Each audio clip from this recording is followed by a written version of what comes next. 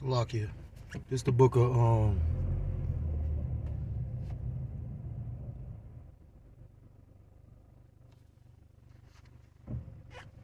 this the book of why that do that? Say he been busy all day. Okay,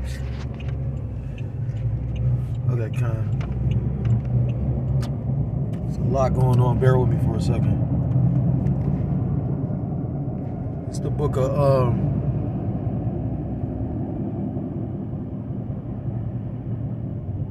Habakkuk chapter 2.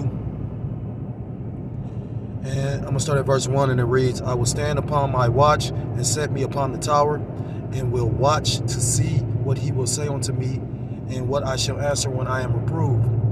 And the Lord Yahweh, Ba'ashem Yahushua, answered me and said, write the vision and make it plain upon tables. So basically, the vision is these prophecies, and when we basically break them down and explain them, we're supposed to make them as simple as possible.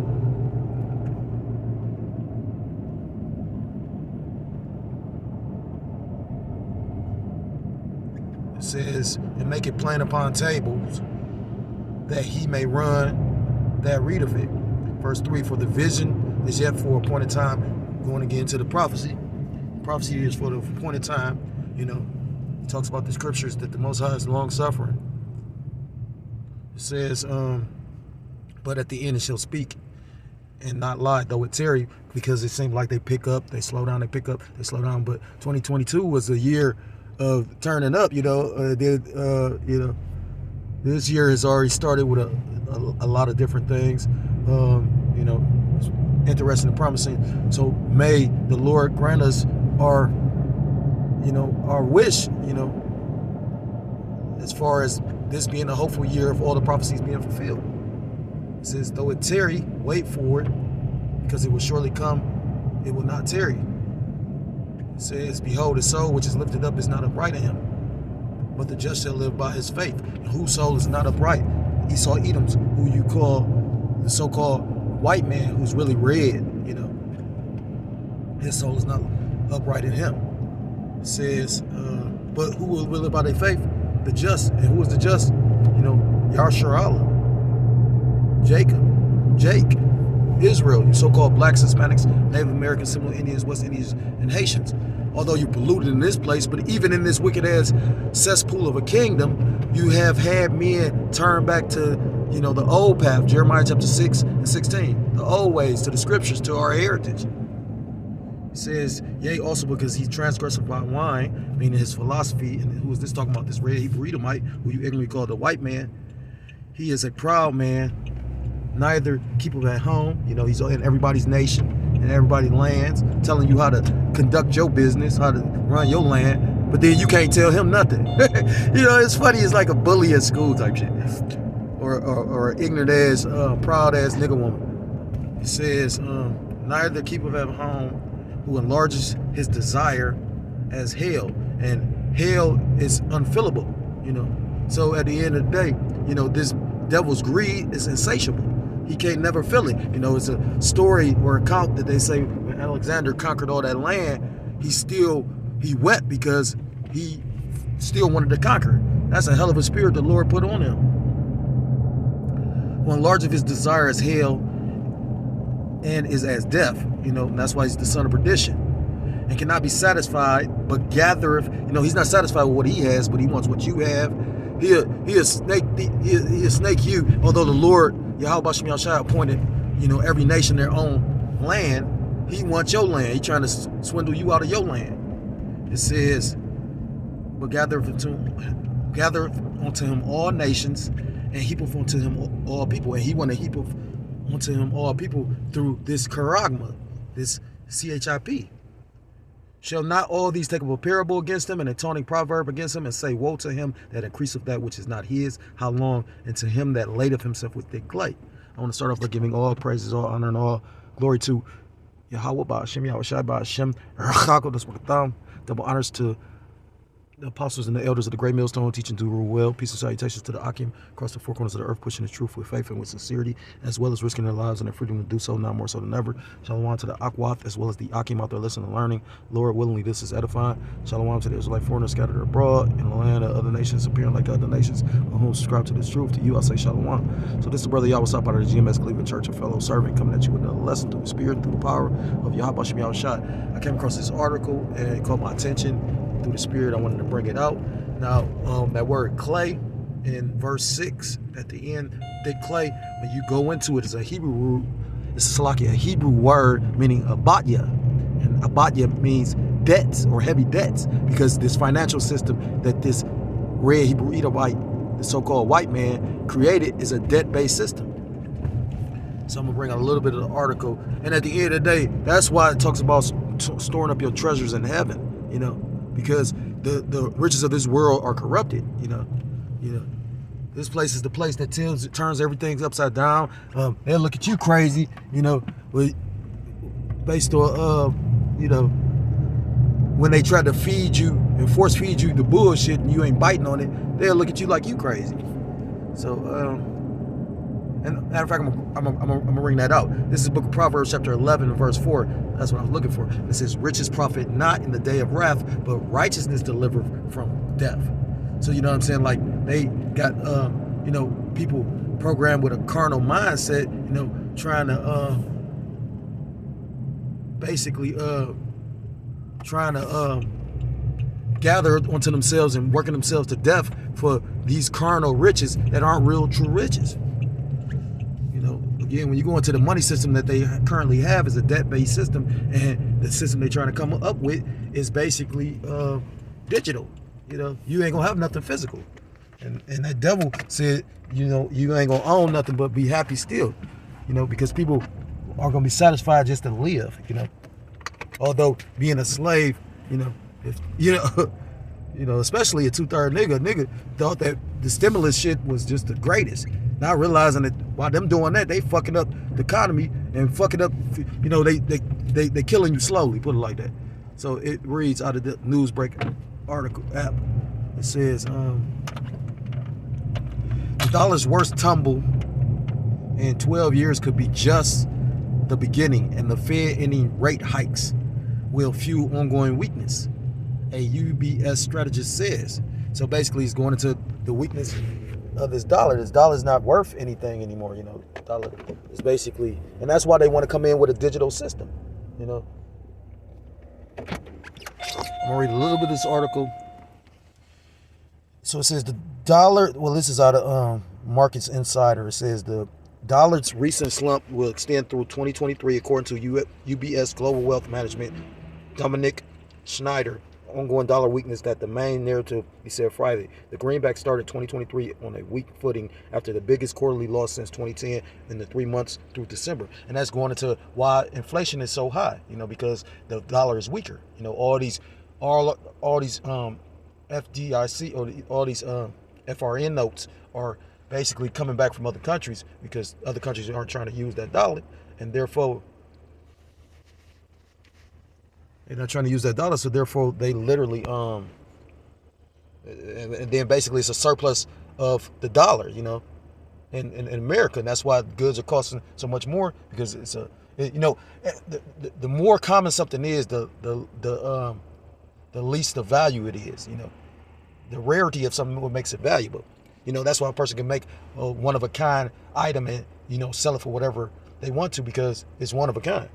The dollar's dismal performance in the final quarter of 2022 could continue through this year, with the Federal Reserve now close to halting its interest rate increases, according to a UBS strategist. And the thing is, it ain't going. You know, it's not a coincidence that they're pushing all this CHIP talk. You know, all this digital talk, digital money talk. You know, as a spirit, because a brother put in the group chat a video, 2-minute video about a guy talking about how they selling the syringe and the potato chip. You know, and how basically it's here.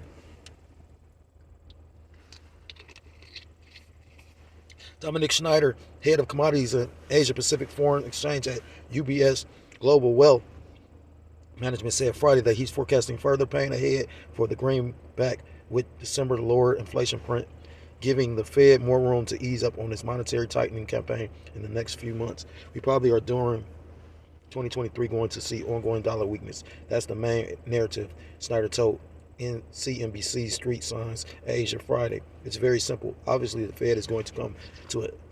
The Fed is going to come to an end in hiking with the CPI numbers pointing in the right direction. We're going to get only 25 basis points and probably not even go above 5%. The dollar index, which measures the greenback against 6 alternative currencies, tumbled almost 8% in the October-December period, the biggest 3-month decline since 2010. It had surged more than 17% during the first 9 months of 2022 as the Fed raised borrowing costs at the fastest pace since the 1980s. And the thing is this, I'm not going to probably read this whole thing. Well, it's not very much left, but the point of is pretty much plain and clear, like literally the world reserve currency is the US dollar, and the US dollar is doing bad. So if the world reserve currency sinks, based on our money being inflated and so fucked up, it literally is affecting other countries' money. I remember the head of Ancient of Days, LA, he did a video and he was talking about how it's like 54 countries that's basically filing for bankruptcy from the IMF. So literally, like, all based on this dollar. More importantly, beyond the Fed easing up on interest rates hikes is really the relative growth story, which is starting to pan out more favorably for China and Europe. The strategist expects the currency to stay at or above their current levels of 110 and 6.5 yuan per dollar for the foreseeable future, which could mean that the dollar index struggles aren't close to ending anytime soon. And basically, it's in the dollar doing bad, And the thing is, they want to keep on hoping and hope. The scripture talks about how we would have healed Babylon, but it's not healed. This place is going to fall with a sword destruction. Let me get that. In the book of Ezekiel, in the book of Genesis, it reads, Genesis chapter 47.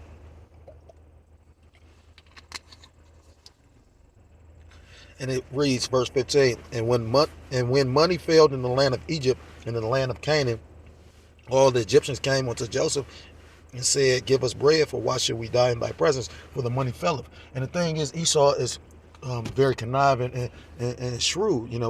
Talks about, he's a serpent-like.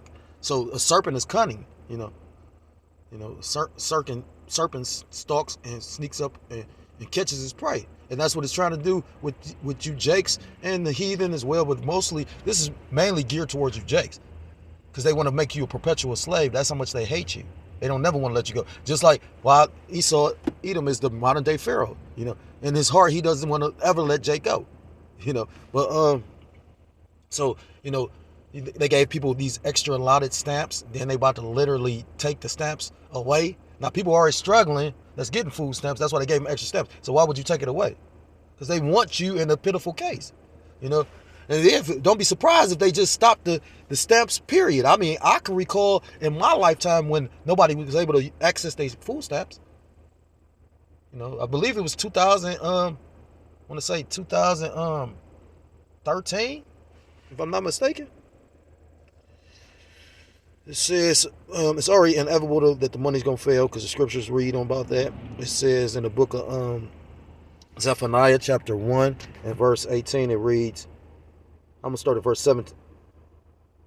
I'm going to start at verse 14, and it reads, the great day of the Lord is near. It is near and hastening greatly. Even the voice of the day of the Lord, Yahweh Ba'ashem Yahushua, the mighty man shall cry there bitterly.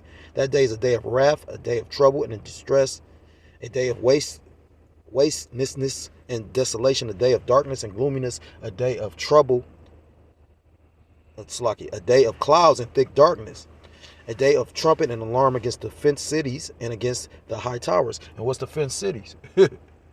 It talks about in the scriptures, the city without walls, roughly paraphrased. That's America. Verse 17, and I will bring distress upon men that they shall walk like blind men, because they ain't going to be groping, because they ain't going to know what to do. That's why the scriptures talk about wisdom and knowledge shall be the stability of thy time. Isaiah chapter 33, the wisdom and knowledge of what? These scriptures. These scriptures is the only book that actually foretells and tells you what's going on and what's about to take place. It's a living book. The prophecies in it that come to pass makes it a living book. So what, to know what's about to happen, can is a great gift. That's a spiritual power when you take time to think about it. You could evade and sidestep and and then not only are we aware of what's about to happen, when the Lord is going to be directly dealing with his elect. It says because they have sinned against the Lord Yahweh B'Shem Yahushua, and their blood shall be poured out as dust, and their flesh as the dung. Neither their silver nor their gold shall be able to deliver them in the day of the Lord's wrath, but the whole land shall be devoured by the fire of his jealousy, for he shall make even a speedy riddance of them that dwell in the land. So he's gonna fuck this place up, and it's throughout the scriptures. In the book of Ezekiel chapter 7.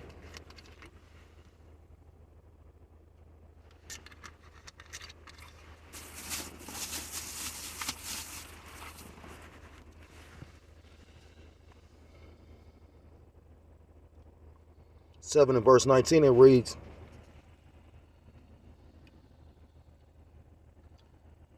I'm going to start at verse 17. Ezekiel 7:17, it reads, all hands shall be feeble and all knees shall be weak as water. Because in that day, the day of Jacob's trouble, for real, you know what I mean? When that dollar crashed, when this economy crashed, all hands shall be feeble and all knees shall be weak as water. They shall also gird themselves with sackcloth, and horror shall cover them, and shame shall be upon all the faces, and boldness upon all their heads. Verse 19, the point, they shall cast their silver in the streets, and their gold shall be removed. Their silver and their gold shall not be able to deliver them in the day of the wrath of the Lord Yahweh B'Shem Yahushua. They shall not satisfy their souls, neither fill their bowls, because it is a stumbling block of their iniquity. You got people that basically, it talks about that in the book of Luke, chapter 6, and I believe verse 24, it talks about how those that have received riches on this side have received their consolation, because people think money really buys happiness, and it says in the scriptures money's a defense, but it's not your salvation. You know what I mean? That tell you that in the scriptures with the rich man. And he said, I pay my alms, I do this, I pray, I fast this many times a week, and I do this, and I pay my alms. He's like, what do I need to do to be saved? And he couldn't walk with the Most High. It talks about whoever basically doesn't pick up their cross, bear their cross, is not fit for the kingdom. So that devil, well, Salakia, I didn't mean to say devil. I don't know why I said that. Salakia, slip of the words, but not of the heart. But that Israelite man, because Yahushua basically, but Yahushua already probably knew he wasn't gonna come. That's why he made the statement. It's harder for a rich man to enter the kingdom of heaven than a camel to enter the needle of an eye. And a camel's a stubborn beast. It doesn't want to kneel, but it'll kneel just to reach, get through that opening. That individual didn't want to basically kneel and humble himself to enter the kingdom. I'm gonna end it with this. This is the book of Psalms, because terrible times is coming, and that same chapter, Ezekiel chapter 7, it talks about evil is coming, and only evil. So bad times is coming, but and we gonna be affected by this as well. All the men that's in the truth, some more than others, but what we have that other people don't have is faith, the truth, belief, and a brotherhood. That's why we welcome for this to happen, because we understand it's got to get way worse before it get better. People say it seems like we crazy because we be wishing for this stuff to happen. But if you was a true follower of the scriptures and of the Most High Yahweh B'Shem Yahushua and his son, who you people ignorantly call God and Jesus Christ, you will want this to happen. It tells you, we read out the same Bible, so what is the difference? The message, the doctrine. This is the book of Psalms, chapter 121 and verse 7, and it reads, the Lord shall preserve thee from all evil, he shall preserve thy soul. And we believe that. It tells you in the book of Habakkuk, chapter 2, verse 4, I just brought it out, that the just shall live by their faith. So the only thing we got is, our faith. Some brothers are more well off than others, but for the most part, we don't have nothing here, and we damn sure don't got no continuing city. This place is a cesspool. Like I said, it's vexing to the soul. But we believe that the Most High is going to protect us, because he feeds us continuously with our daily bread. Verse 8, the Lord shall preserve thy going out and thy coming in from time forth and even forevermore. So yeah, we feel through the spirit that Yahweh B'Shem Yahushua got us. And, you know, we waiting for the downfall of this place. So if you're so-called Black, Hispanic, Native American, Seminole Indian, West Indian, or Haitian, I implore you to come back to the law, statutes, commandments of your power, whose true name in the Hebrew is Yahweh Ba'ashem Yahushua, or you will be destroyed. With that, I want to give all praises, all honor, and all glory to call Loyim, La Yahweh Ba'ashem Yahushua, Ba'ashem Rachak Wakatab. Double honors to my apostles, the elders of the great millstone who teach and do rule well. Peace and salutations to the Akim across the four corners of the earth, pushing the truth with faith and with sincerity, as well as risking their lives and the freedom to do so. Now more so than ever. Shalom to the Akwap, as well as the Akim out there listening and learning. Lord willing, this is edifying. Shalom to the Israelite foreigners scattered abroad in the land of other nations, appearing like the other nations, subscribing to this truth. To you, I say shalom. Till next time I'm able to come with another lesson. Shalom, shalom. Nawaf lababah, shalom.